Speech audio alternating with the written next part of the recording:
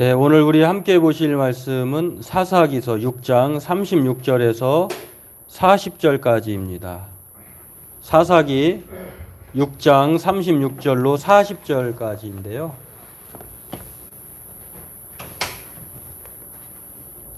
우리 같이 합독하도록 하겠습니다. 기드온이 하나님께 여쭈어 주께서 이미 말씀하신 같이 내 손으로 이스라엘을 구원하시려거든 보소서, 내가 양털 한 뭉치를 타작마당에 두리니 만일 이슬이 양털에만 있고 주변 땅은 마르면 주께서 이미 말씀하신 같이 내 손으로 이스라엘을 구원하실 줄을 내가 알겠나이다 하였더니 그대로 된지라. 이튿날 기드온이 일찍이 일어나서 양털을 가져다가 그 양털에서 이슬을 짜니 물이 그릇에 가득하더라. 기드온이 또 하나님께 여쭈되 주여 내게 노하지 마옵소서. 내가 이번만 말하리이다. 구하옵나니 내게 이번만 양털로 시험하게 하소서. 원하건대 양털만 마르고 그 주변 땅에는 다 이슬이 있게 하옵소서 하였더니 그 밤에 하나님이 그대로 행하시니 곧 양털만 마르고 그 주변 땅에는 다 이슬이 있었더라. 아멘. 네, 오늘 시골 가신 우리 가정도 있으시고 또 이러저러한 사정으로 못 오신 분도 계시고 그렇습니다. 오늘 예배 가운데 하나님의 샬롬, 여호와 샬롬의 은혜가 임하길 원하고요. 또 하나님이 함께 하심을 믿고 우리의 소망인 하나님만이 저와 여러분을 이끌어 주시고 인도하심을 확신하고 날마다 은혜 가운데 살아가는 저와 여러분 되기를 바라겠습니다. 지난 시간에 우리가 그 미디안의 압제 7년 동안, 짧은 기간이지만 사실은 이 7년의 압제가 미디안이요, 숫자적으로나 영향력으로 보면은 지금까지 4명의 사사보다도 위험한, 어려운, 그야말로 극심한 궁핍을 당하고 있는, 먹을 것이 있을 수 없을 정도로 이렇게 파종의 때, 오늘 추수의 때 다 달려나와서 다 걷어가 버리고, 내륙에 살고 있는 이스라엘 백성들을 군사력을 통해서 다 쫓아내서 산에서만, 정말 그 히브리서 11장에 보면요, 믿음의 사람들이 이 핍박을 피해서 무덤에서 생활하고 산에서 숨어서 살고 이런 어려움을 구약의 이 성도들이 이미 미디안 때문에 그런 형편에 따라 살게 되는 것을 보는데 엄청난 압제죠. 근데 하나님이 지금까지의 사사와는 다르게 바로 위급한 상황에서 사사를 보내가지고 다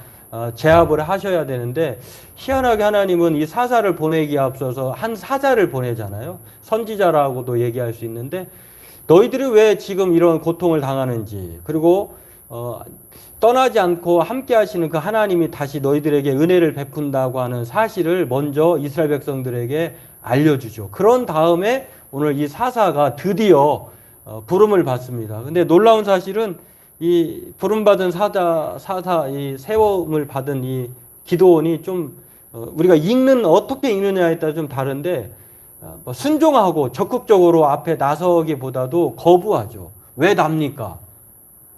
하나님이 정말 계셨다면 왜 이런 고통을 당해야 됐습니까? 당신 하나님의 사자 맞습니까? 이렇게 좀 거절하고 물러서는 그런 내용을 볼 수가 있습니다. 그럼에도 하나님은 이런 기드온을 끊임없이 설득하고 달래서 자기 백성을 구원해 나가시는 하나님의 모습을 볼 수 있고요. 이 설득과 사랑에 감동되어서 기드온이 사사로서 활약하는 내용이 오늘 본문에 나와 있습니다. 이 발달 장애를 앓고 있는 한 부모님으로부터 저는 여러 번 이 얘기 들었습니다만, 어렸을 때 이야기를 들은 적이 있어요. 아이가 갑자기 아침 먹고 사라졌대요. 그래서 이제 난리가 난 거죠. 부모님이 아이가 뒤늦게 사라진 걸 알고 또 아이를 돌보는 분도 계셨다고요. 그런데 아이가 없어졌으니 난리가 났습니다. 동네 방네 다 뛰어다니면서 수소문해서 또 찾아보고 또 아는 사람을 통해서 찾아달라고 부탁도 했는데요, 찾을 길이 없는 거예요. 근데 밤이 되어서 경찰서에서 전화가 왔다고 해요. 그게 한 18년 전 정도 이야기인데, 아이가 9살, 10살 때 이야기니까. 안전하게 보호하고 있으니까 부모님 되시면 와서 데려가면 됩니다. 해서 이제 찾으러 간 거예요. 그런데 아이가 부모님은 애가 타라서 무슨 별 생각을 다 했을 거 아니에요. 그래가지고 아이를 보자마자 누구야? 이렇게 했는데 아이가 씩 쳐다보더니 탁 하더래요. 씩 쳐다보고 다시 막 이제 아이가 그때 컴퓨터 게임을 막 하도록 해줬나 봐요. 아이는 부모가 그렇게 애가 닳고 또 자기를 위해서 그렇게 정말로 그 정신이 혼이 나갈 정도로 애타게 그를 찾았던 거를 모르는 거예요.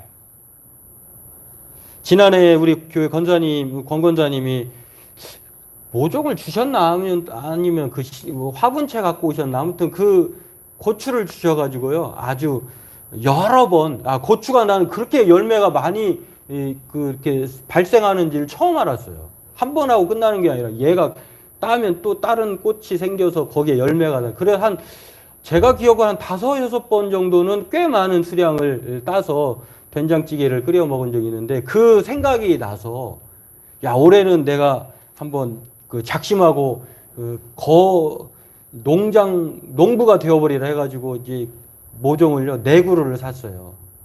청양고추 2개, 일반 고추 2개. 딱 한 번 지금까지 딱 한 번 따왔는데 2개인가요? 고추 맛이 아니고 이게 그래도 크기도 안 자라고 이게 참 그 재미가 쏠쏠하지 않아요. 작년에 비해서 그렇게 생각을 하고 기대에 부풀어서 열매를 맺어보리라 해서 정말 야심차게 도전을 했는데요. 그러면은 도대체 이 나무가 왜 그 모종이 이게 잘 열매를 맺지 않을까? 사랑을 덜 줘서 그럴까? 그렇지 않아. 왜냐하면 권사님이 위에 건물주가 되시는 이 3층 권사님이 제가 이게 잘 못 주니까 물을 수시로 막 주셨어요. 얘는 사랑을 많이 받은 나무예요.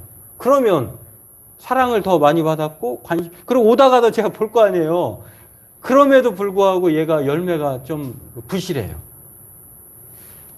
이 두 이야기를 먼저 꺼내는 이야기는 오늘 본문의 2가지 내용이 제가 얘기한 이 2가지 내용과 아주 밀접하게 맞닿아 있어요. 오늘 본문은 우리에게 먼저 2가지를 이야기하는데 첫 번째는 하나님이 우리를 대하는 방식이에요.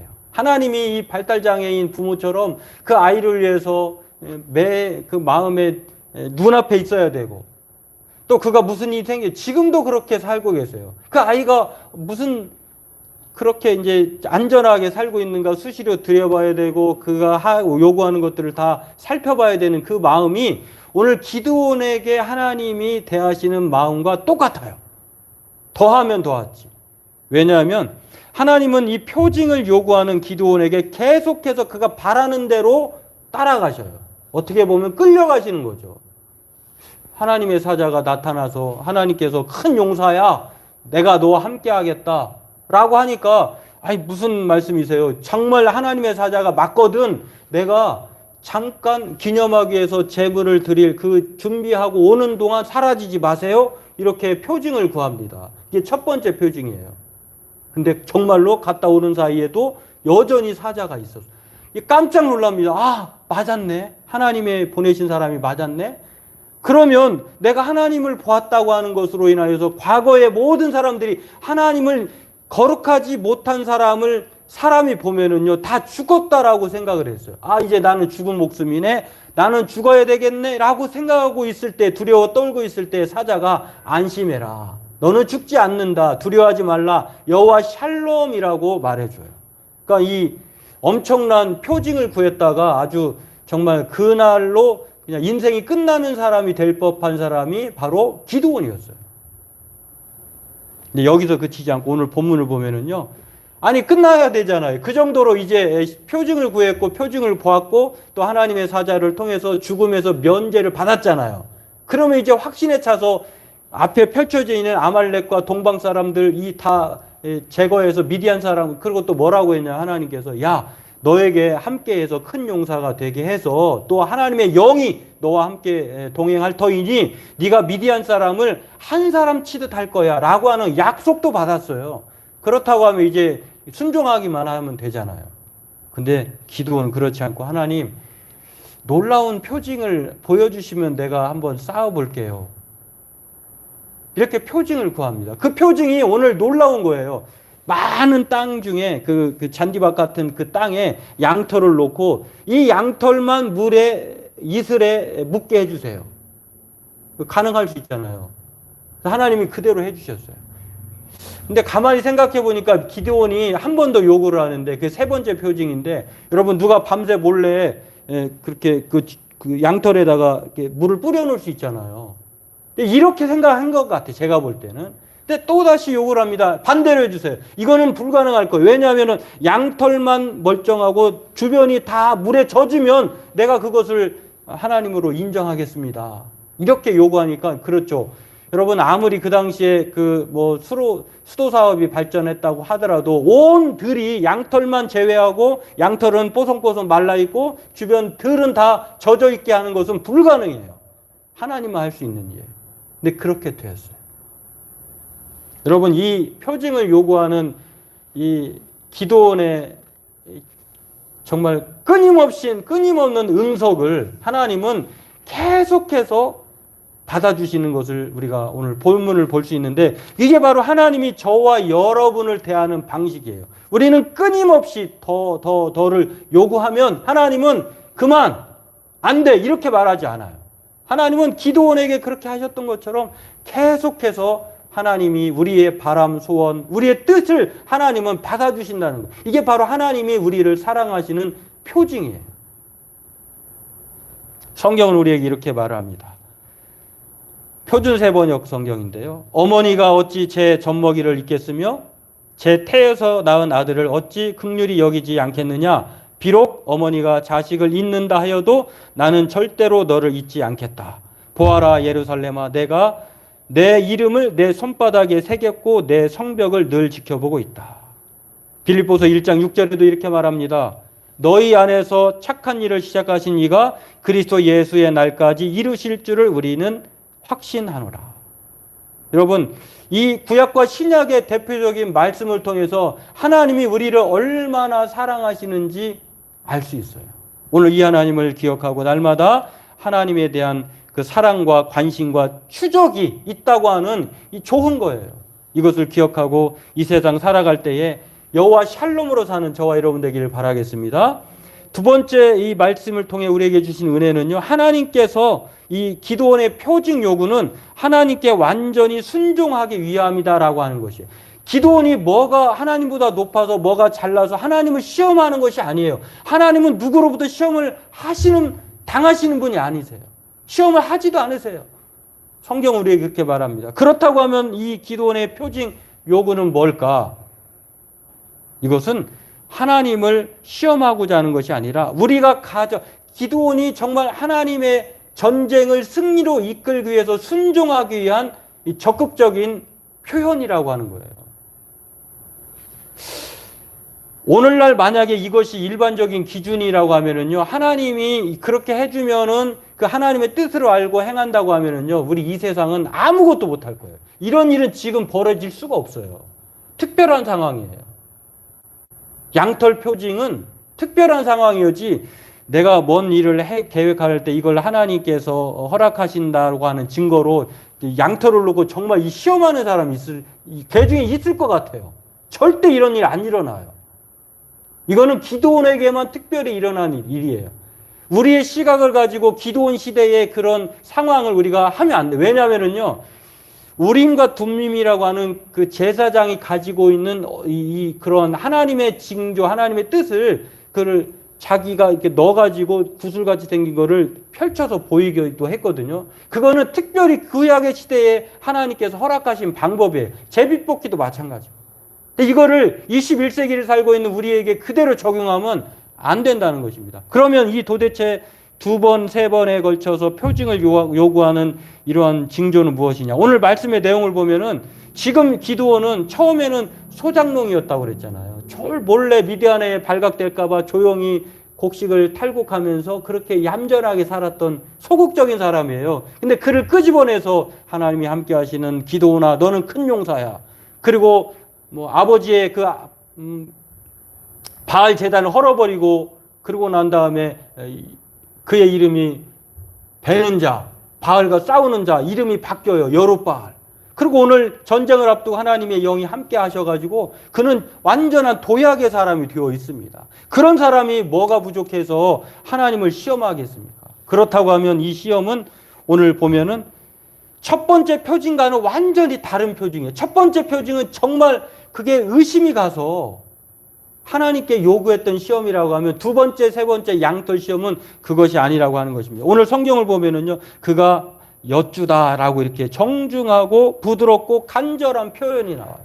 하나님, 제발 한번 보여주세요. 내가 자신있게 싸워서 승리할 수 있도록 순종할 수 있는 그 표징으로 나에게 그것을 해주세요. 이렇게 요구하는 것이에요. 그리고 세 번째 표현할 때는 하나님 화내지 마세요. 라고 하면서 뭐라고 얘기하냐면 시험하겠다라고 하면서 엄청난 양털은 마르고 주변은 적셔 있는 그런 하나님만이 하실 수 있는 표징을 요구하는 것을 보는데요. 이렇게 이것을 표징을 요구하는 것은 내가 여전히 기드온이 하나님과 속해 있다고 하는 그 관계성을 확인하고 싶은 거예요. 여러분이 하나님과 하나님의 관계에서 멀어지지 않다고 하는 사실을 무엇으로 확인합니까? 내가 살아있다고 하는 존재, 날마다 일용할 양식을, 육신의 양식을 먹어야죠. 이 말씀을 하니, 어느 미국의 교인 중에 거북이 교인이 있대요.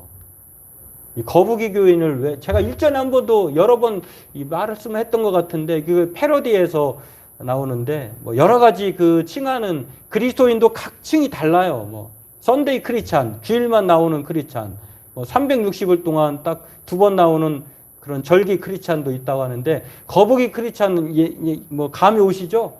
거북이가 500일 동안 안 먹어도 산대요. 교회 안 나와도 하나님을 500일 동안 잊어도 사는 사람을 거북이 교인이래요. 표현이 좀 과격할 수 있지만, 강아지, 개 같은 교인이 있대요. 강아지는 14일을 굶어도 산대요. 그러니까 저와 여러분이 14일 동안 하나님을 잊어버리면 나는 강아지 교인이야. 이렇게 생각하면 되고, 500일 동안 하나님을 잊어버리고 살아도 아무렇지 않으면 거북이 교인인 거예요. 사람은 일주일 혹은 뭐 3일에서 5일이라고도 하는데 일주일을 굶으며, 그래서 이 주기가 주말다 돌아오는지 모르겠는데 관계성을 바로 그것으로 표현해요. 내가 먹어야 사는 것처럼 하나님과의 관계를 맺고 있어야 살아있는 사람이에요. 여러분, 제가 어느 책을 읽어보니까 그 튼튼하고 건강한 나무가 우리는 뿌리 깊은 나무로 하면 알고 있잖아요. 근데 이 뿌리 깊은 나무, 뿌리는 아무리 좋은 나무라고 해도 뭐 1m, 3m 넘어가지 않는데요. 보통 1.5에서 2m래요. 근데 진짜 건강한 나무는 옆으로 뻗는데, 옆으로. 옆으로 많이 그래서 가만히 생각해 보면 나무를 운반할 때 보면은 이렇게 흙을 밑둥을 잘라서 이렇게 하잖아요. 그 뿌리가 제가 볼 때는 2m, 3m 넘어가는 아무리 큰 나무도 본 적이 없어요. 그러니까 옆으로 뻗었기 때문에 자르는 거예요. 튼튼한 나무는 옆으로 뻗은 나무가 튼튼하고 건강한 나무다라고 하는 것을 책에서 봤는데 그런 것 같아요. 우리가 하나님과의 관계가 깊어야 하기도 하지만 또 우리의 관계가 넓어지기도 해야 돼요. 하나님을 협소하게만 알지 말고 넓게 알아야 돼요. 오늘 기드온이 바로 그것을 깨달은 거예요. 하나님, 내가 여쭙다고 하는 것은요, 바로 하나님께 기도한다는 거예요.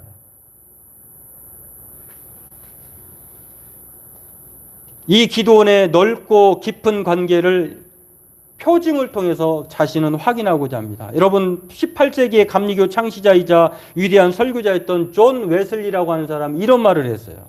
나는 하나님이 이 땅에서 기도 응답 외에 아무것도 하시지 않는다고 확신한다. 하나님이 우리에게 왜 기도라고 하는 이런 은혜의 방편을 주셨을까? 말하지 않아도 해주는 일도 있지만 하나님은 기도라고 하는 특별한 이 방편, 도구를 통해서 우리에게 하나님께서 응답이라고 하는 약속을 허락해 주었다는 거예요. 물론 기도라고 하는 것을 형식을 갖춰서 막 그렇게 하라고 하는 것이 아니에요. 내가 늘 기도한다는 것은 하나님을 생각하고 살아가고 있는가? 이걸 말하는 거예요.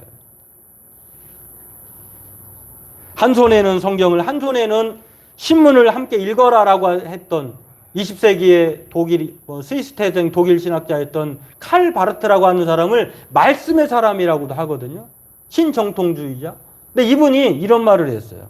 기도할 때 우리는 의심을 배우는 것이 아니라 믿는 것을 배웁니다. 기도는 우연에 내맡기는 시도가 아니며 미지의 세계를 향한 여행도 아닙니다. 우리 기도에서 가장 확실한 것은 하나님이 우리 기도를 들어주신다는 사실입니다. 우리는 기도할 때 우리가 일방적으로 하나님께 말을 하잖아요. 사실은 더 가장 확실한 거, 왜 우리가 기도하느냐면은 하나님께서 나의 기도를 들으신다고 하는, 그리고 하나님은 내 기도에 응답하신다고 하는 이 확신 때문에 기도한다는 거예요. 다른 것이 아니라. 전 세계 목회자들의 선망의 대상이자 닮고 싶은 모델교회, 우리 이 교회가요 전 세계를 강타했어요. 윌로 크릭 교회라고 하는 교회인데, 이 교회가 추구하는 그 목회의 프로그램 중 하나가 우리나라로 얘기하면 열린 예배, 구도자 예배, 그 나라로 얘기하면, 그러니까 많은 안 믿는 사람들을 교회에 초청하는 거예요. 교회 건물이 화려합니다. 그리고 그 사람들의 찬송 인도자들이 아주 일반 음악가보다 더 뛰어난 사람들이에요. 환경과 분위기가 엄청 좋아요. 혹시 그림이 있나요? 교회 규모가 이 정도예요. 그러니까 미국에 가면은 반드시 목회자나 신학생이나 크리스찬들은 이 교회를 탐방을 해서, 시카고에 있는 교회인데 엄청나죠, 이 교회가. 다음 그림. 저 맨 오른쪽 위에 있는 분이 이 교회를 설립하신 그 빌 하이벨스 목사인데, 이분은 지금 은퇴했어요. 강제 은퇴. 별 좋지 않은 일로. 그 찬송 인도자들 보세요. 이게 콘서트장이지. 엄청나죠. 이런 교회에 가보고 싶지 않아요? 그 가는 자체만 해도 자기가 거기에 동화돼서 얼마나 편안하고 또 얼마나 세련되고, 그러니까 부미를 당기는 거죠. 그러니까 안 믿는 사람도 하나님을 만나기 전에 이 환경과 분위기에 도취돼서 너무 좋은 거예요. 이거를 한국교회가 따라하기 시작했어요. 교회를 엄청 크게 짓고, 찬송 있는 사람도, 수준 있는 그 역량을 가진 사람도, 유명한 사람도 이렇게 세우는 것이죠. 근데 이 교회가요, 30년 주기를 맞이해서 조사를 했어요. 성과 보고를 하고 싶은, 우리 교회가 이렇게 엄청난 성과를 냈습니다라고 해서 이것을 연구 용역에 맡겨서 교회 그 성도님 중에 교수님 2분을 선택해서 30년 삶을 돌아보게 한 거예요. 여기에는 만 명이 넘는 사람들을 설문조사했고요. 120명을 1대1로 인터뷰해가지고 그렇게 해서 만들어낸 보고서의 결과가 있어요. 그 결과가 한 줄이에요, 한 줄. 우리가 잘못했습니다. 였어요. 그러니까 성과 보고를 해야 되는데 이분들이 발표해낸 연구 결과가 한 줄이에요. 우리가 잘못했습니다. 이게 뭘 잘못했을까 깜짝 놀랐습니다. 교회는 규모로 보나 또 영향력으로 보나 엄청난데 뭘 잘못했다는 거지? 성과 보고 아니야? 놀랍게도요, 32년 동안의 사역을 이렇게 조사해 보니까 많은 크리스찬들이 아닌 사람들을 교회로 불러오긴 했는데, 그 사람들이 영향력을 발휘할 수 있는 성도, 성숙한 성도가 없었다는 거예요. 숫자적으로는 많아졌는데, 회원교회는 생각보다 많아졌는데 영향력이 미비했다는 거예요. 그래서 그 이후로 이 교회는 아주 사역의 방향을 바꿉니다. 영적인 성숙과 제자로서의 헌신을 이끌어내는 교회로 바꾸기 시작했어요. 그냥 무조건 사람을 불러 모으는 것이 아니라, 이제는 정말로 그리스도를 알아가는 사람, 그리고 그리스도 안에서 성장하고 친밀함을 유지하고 헌신할 수 있는 사람으로 제자화하기로 그렇게 바꾸기 시작한 거예요. 그러니까 숫자가 문제가 아니라는 거예요. 여러분 혹시 우리 교회 처음에 초창기 때 설립 예배 할 때 몇 주 동안 우리가 이것들을 나눴는데, 우리 교회는 제자 되는 교회예요. 제자 삼을 뿐만 아니라 제자 되는 교회가 우리 교회 모토예요. 근본 모토예요. 등록교인 회원 성도가 아니라, 교회만 이렇게 등록하고 왔다 갔다 하는 것이 아니라, 오늘 기도원이 하나님 앞에 요구하는 것, 기도의 사람이었다고 하는 것. 하나님, 내가 말씀을 통해서 표징을 구합니다 라고 하는 것은 하나님의 말씀에 사로잡히고자 했다고 하는 것입니다. 성경은 우리에게 이렇게 말합니다. 디모데후서 3장 16절에 모든 성경은 하나님의 감동으로 된 것으로 교훈과 책망과 바르게 함과 의로 교육하기에 유익하니 이는 하나님의 사람으로 온전하게 하며 모든 선한 일을 행할 능력을 갖추게 하려 함이라.